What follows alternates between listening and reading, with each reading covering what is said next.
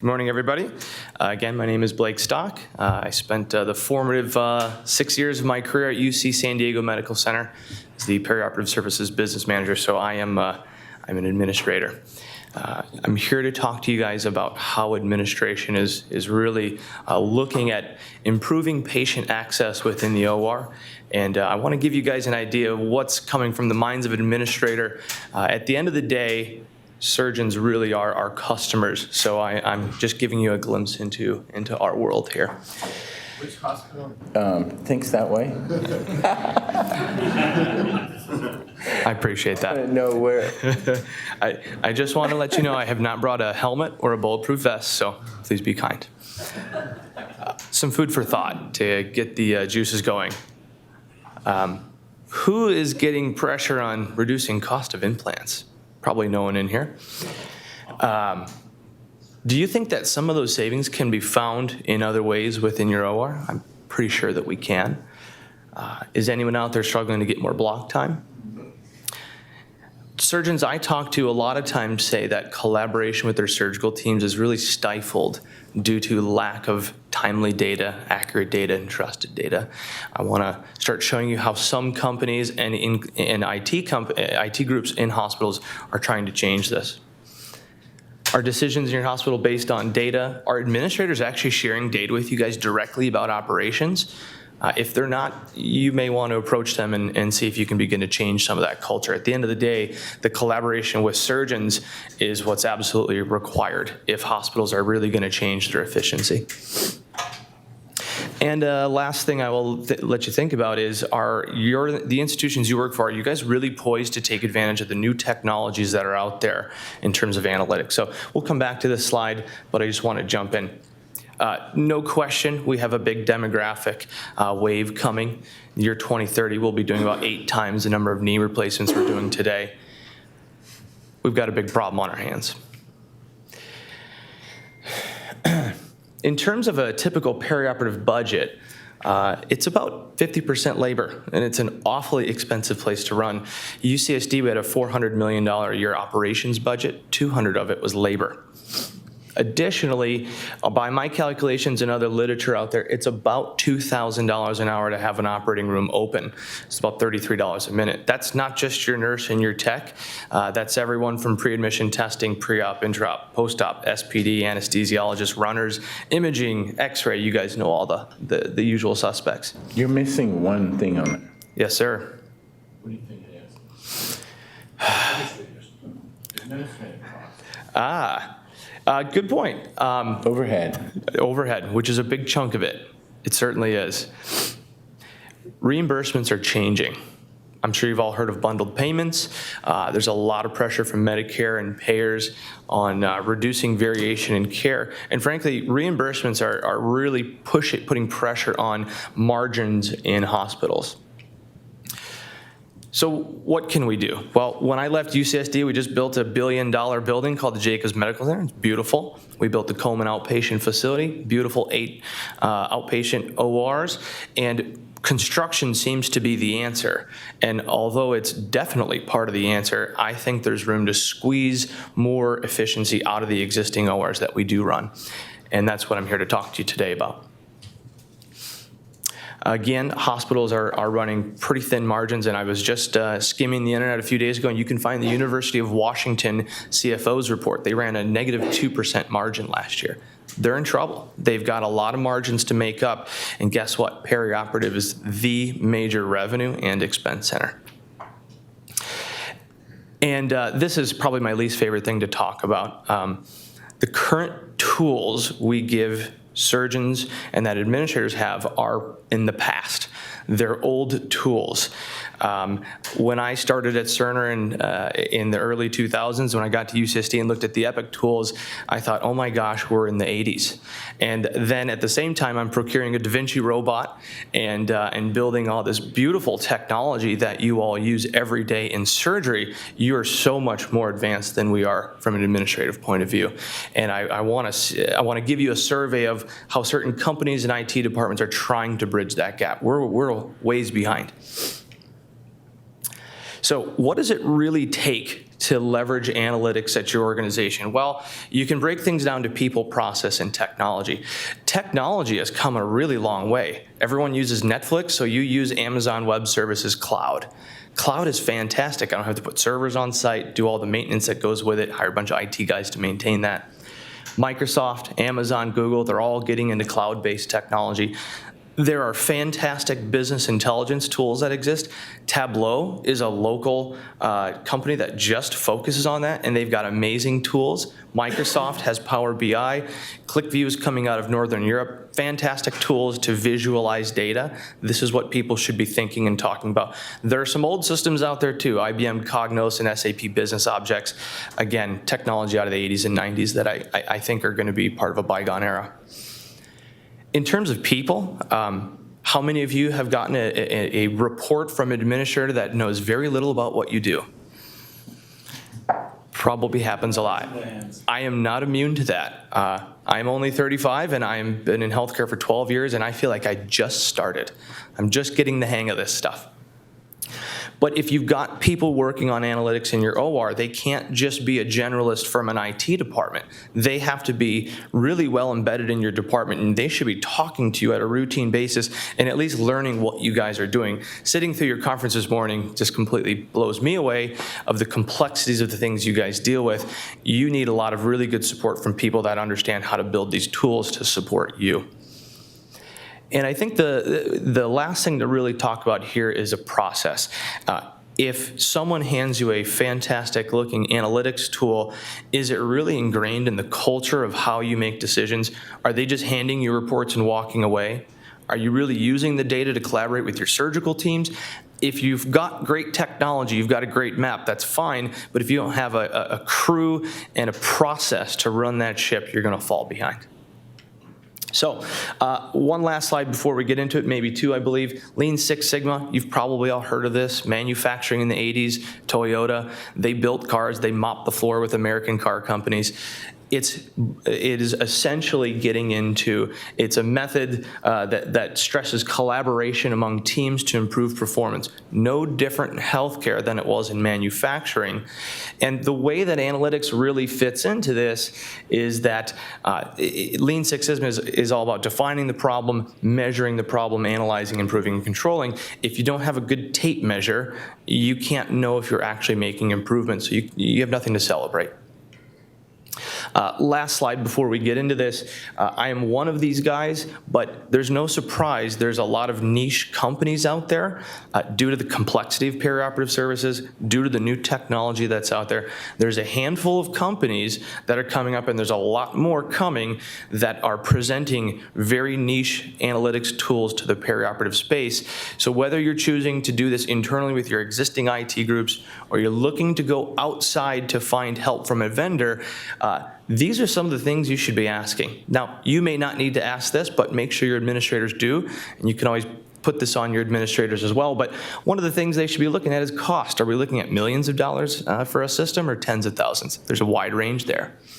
Product quality, are we doing basic reports, one question, one answer, or are these advanced reports telling a comprehensive story that really goes deep into the problem? Watching your spine conference this morning, you guys don't do one question, one answer. You guys go really deep on these questions. Data quality, we're going to talk about that towards the end of the talk. If you're just accepting the data out of Epic and Cerner as truth, you are doing something wrong. The nurses that are putting in a lot of this data are under a lot of pressure to get this data in. Epic and Cerner are not intelligent systems that really help you capture data in an accurate way. So you have to have some data quality meta-analysis before you start running off making decisions with your analytics. So let's jump into a few solutions. This is a really low-hanging fruit report right here. And what you'll find is in the old days, you used to get a volume report that was a simple bar graph over time. And what we're finding is you really do want to look at just basic operating room volume in no less than 8 different dimensions.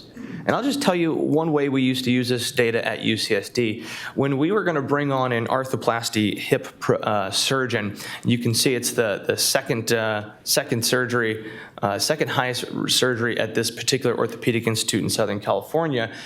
We always wanted to know, hey, what's the best day to bring this surgeon on? After all, he is new. He's going to be getting new block time. So if I just go ahead and select that particular surgery, everything in the report all of a sudden updates. And what I'm looking at now is down here in the bottom left is an OR density by date. The darker colors represent heavier volume days, the lighter colors are less volume days. And the first thing I would say with my work wife, who is in sterile instrument processing, is what day do we want to bring this particular surgeon on? Mondays, Tuesdays, Wednesdays, Thursdays, or Fridays?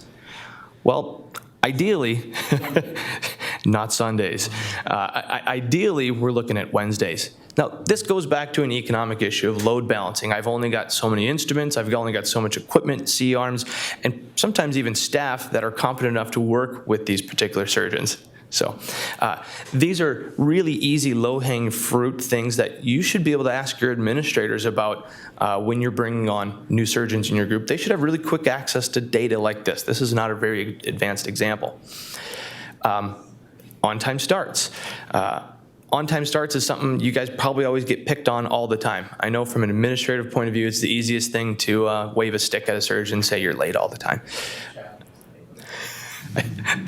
And again, with this data, I think the idea here is on-time starts is a fairly low-hanging fruit, and when you start calculating up the time that is lost, so bear with me, I just did a quick switch. This orthopedic institute, by the way, they have 45% of all cases starting on time. Now, they allow a 5-minute allowance. For an airline, we're not too good, but this is a hospital, so I can't compare us to airlines. First cases come in at 65% on time, not terribly as bad, but I want to look just at first cases of the day. So I'm going to go ahead and hit true here, and now I'm going to see again my 18-minute average delay for first case being on time. We have a lot of green for a lot of surgeons that are certainly on time. We've got a few outliers.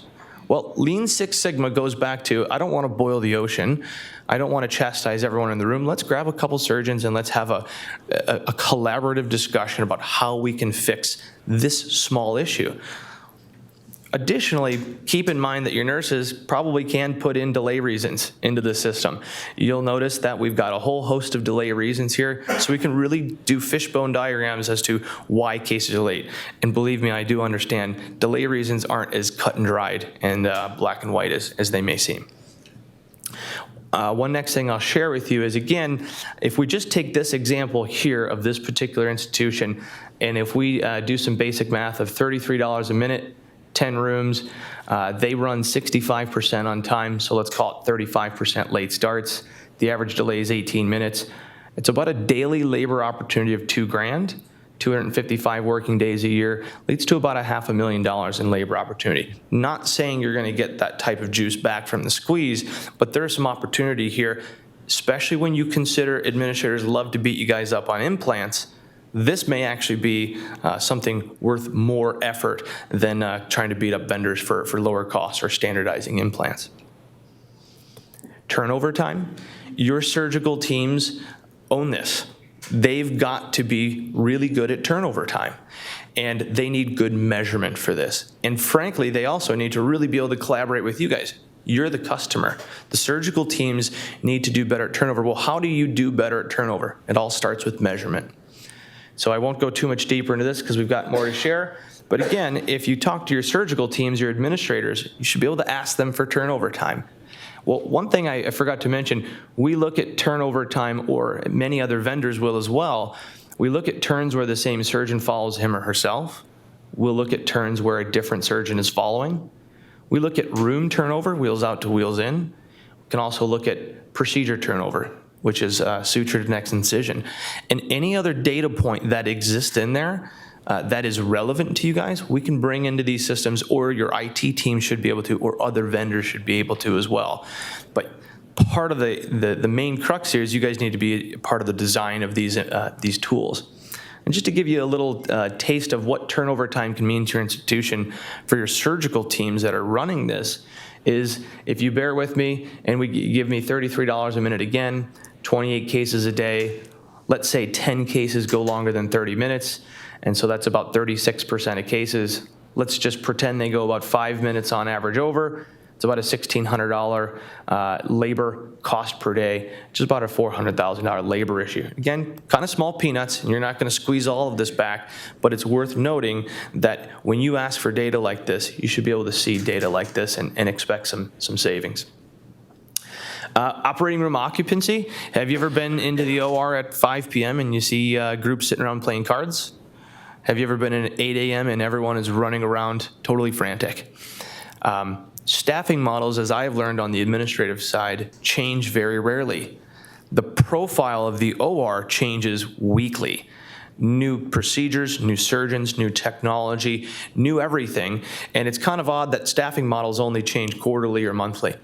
This report I actually built at UCSD to specifically work with my nursing and anesthesia leaders on optimizing their staffing to the demand of the OR. We don't just set it down a staffing plan and say, all right, well, I hope the surgeons come when I'm staffing. They should be adjusting their staffing to match the needs of what you guys are bringing them in the OR.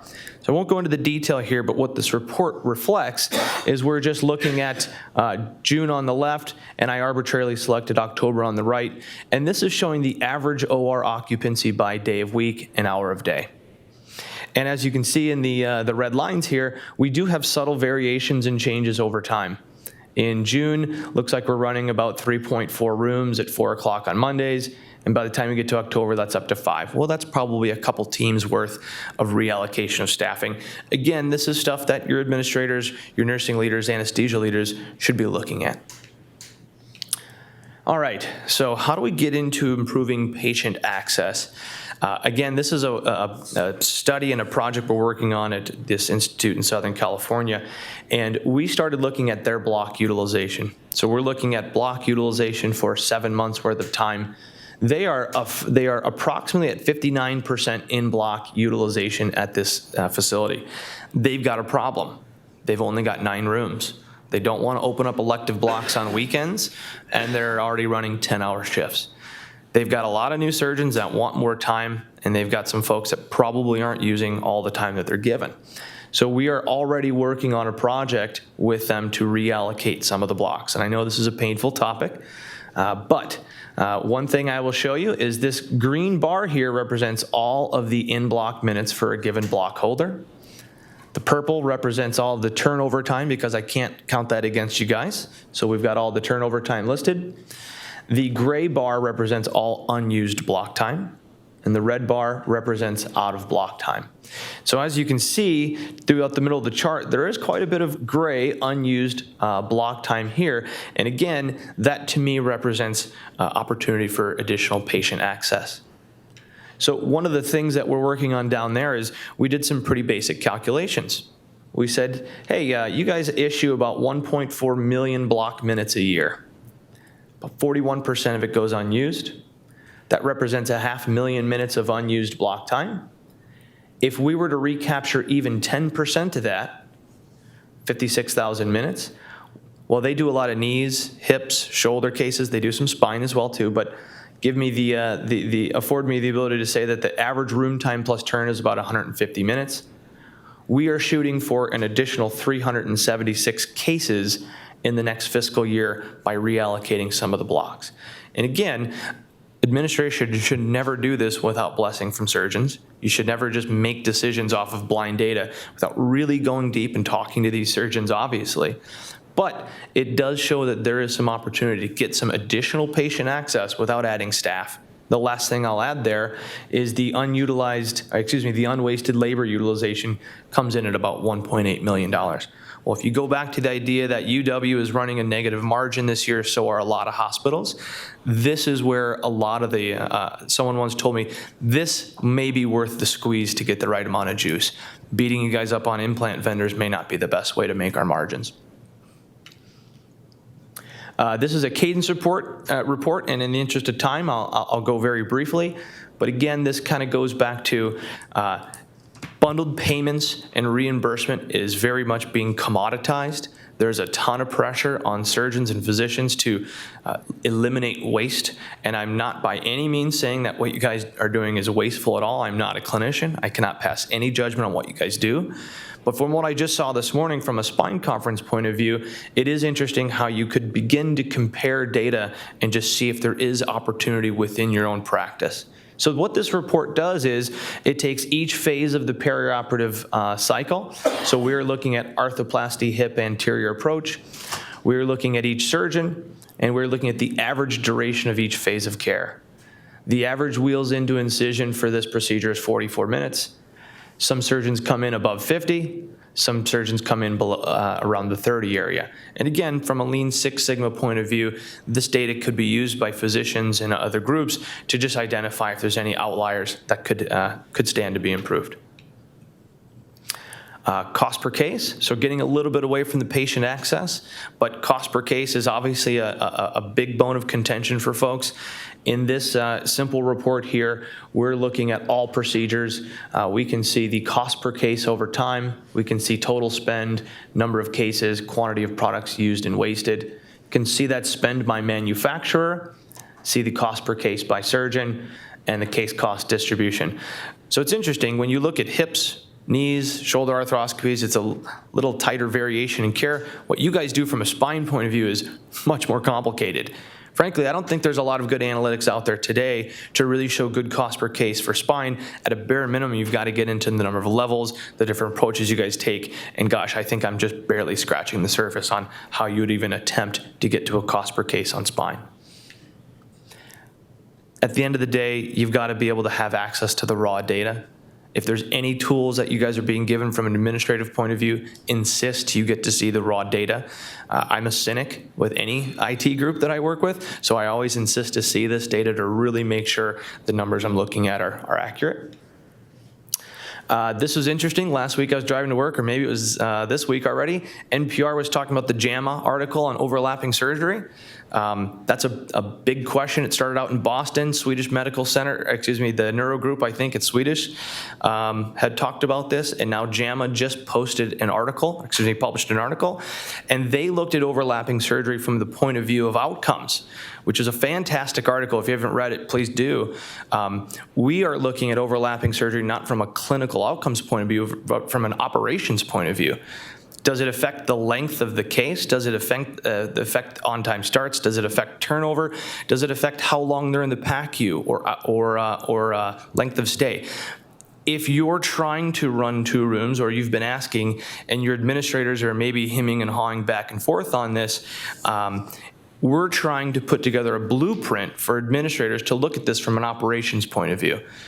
One of the things you'll find on our website as of Friday is we have a white paper, and if you're interested, we have a few copies, but we're putting together an operational blueprint on how to approach administrators about overlapping surgery, running 2 rooms, et cetera. Just a snapshot of what some overlapping surgical case reports may look like. Last few slides I'll hit for you guys, because I think I'm running low on time. Surgical case receipts. When I was at UCSD, I was very fortunate to work with some great physicians down there. Dr. Brian Clary is the chair of surgery down there. I was very lucky to be a contributor on this paper, but we put together a surgical case receipt down there, and a lot of vendors are doing this these days. We're taking the material, implant, and supply data that's being captured within a case, we're distributing it to your mobile device a day or 2 later so you can see the actual costs of things you're using, because again, we want you guys to at least be educated and aware and knowledgeable of the costs that are going in these cases. We are not making judgment calls here, but we want to give you the data because at the end of the day, you're the real customer and you're the ones that can actually make the changes that really affect these hospitals. This is a snapshot of a monthly surgical scorecard where we get into data that we can send to a surgeon every month, showing them their volume, block utilization, other metrics. Again, by engaging you all with data on a routine basis, you begin to believe it more, and frankly, hopefully, you're more likely to collaborate with your administrators to really fix some of the endemic problems you guys see in the OR every day. And the last thing I'll talk about, whether your IT group are building you analytics, whether you go find an analytics vendor out there in the world, do not forget to ask them about data quality meta-analysis. I'm showing you right now a screenshot of one data quality issue report that we have, where I simply go in and look for suture time is after wheels out. It happens.